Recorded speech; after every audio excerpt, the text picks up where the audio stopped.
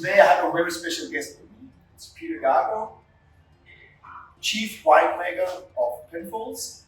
And Peter, you've been with Penfolds since '89, right? Yeah, 33 years. Some though say a third of the century. That sounds long ago. That sounds very long. Your preferred vintage of Penfolds range? Oh, straight away. That's Right away. An easy answer, 1953. Wow, and why is that? It's a complete wine, and even today, you know, here we are in 2022, the wine still was as good as it was 20 years ago, 25. It's been on a plateau. Some might say a slightly inclined for that period. It's an amazing one, it's complete. And still drinking beautifully, a few months off being 70 years old. Wow, sounds amazing. Burgundy or Bordeaux? Oh, I love both. Well, that is quite interesting though. You pay that, you get that. You pay that, you get that. A little bit more risk with Burgundy, but some of the rewards can be higher perhaps in certain instances. Depends on the occasion, the amount of money in the pocket at the time. But Bordeaux, my solace for both, probably more Bordeaux than Burgundy. More Bordeaux than Burgundy. Yeah. Your favorite grape to work with?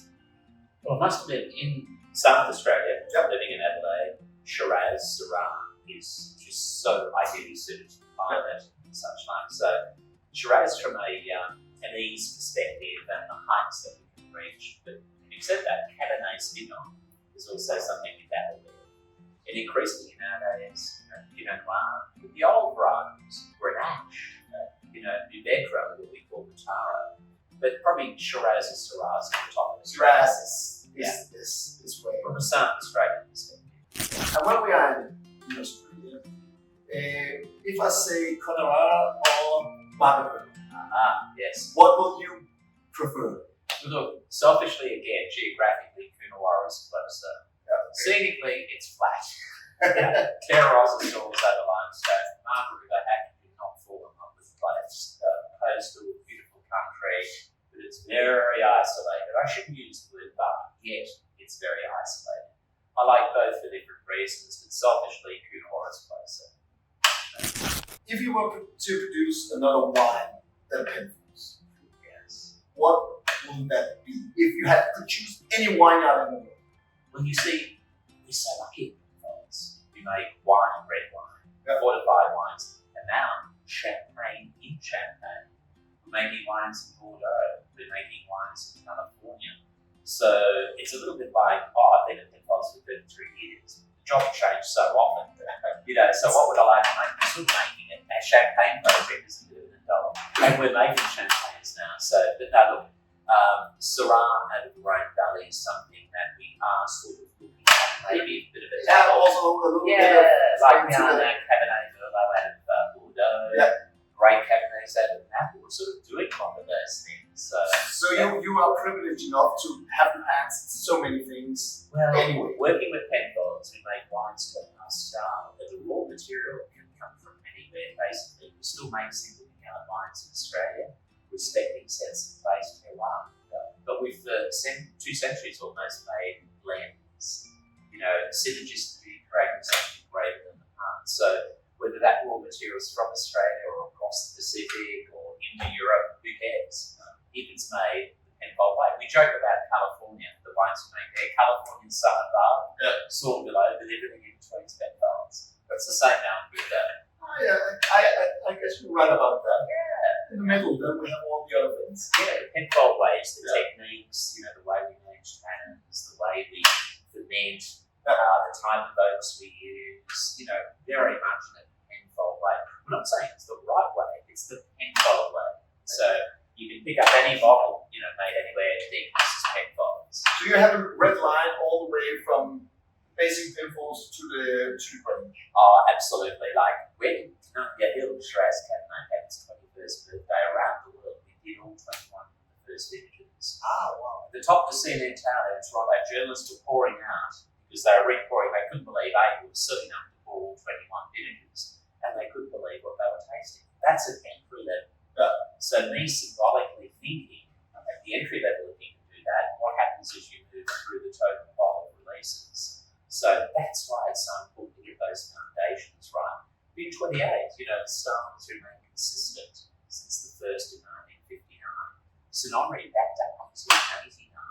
Grange over 70 years. Stylistic templates, not formulated formulas, but to a formula.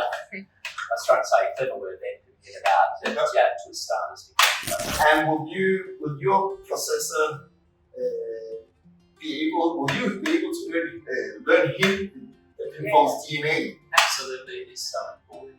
The wine's going to come first, but you can become a winemaker at Penfolds through, tertiary education. You all this is all through the school of hard knocks, as we call it, through the laboratories, through the cellar, and both can result in a Penfold winemaker. But what we have is a lovely safety net. It's called the Penfold winemaking team.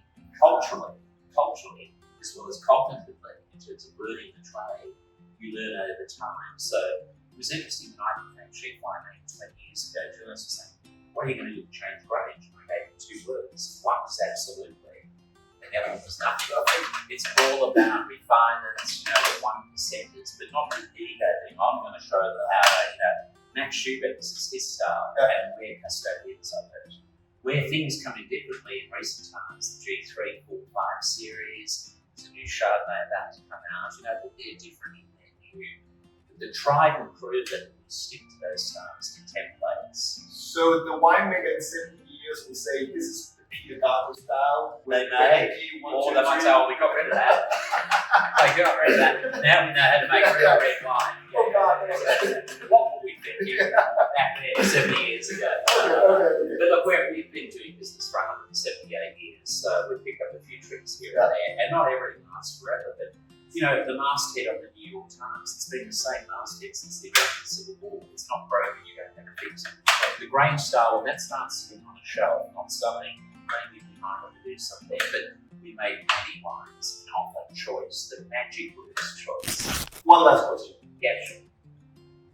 Penfold wine, you think would serve more attention from the public? Yes. Well, I often talk about the wine and smart money bars. Okay. Yeah. And that's our big 389. Baby Grange. Yeah.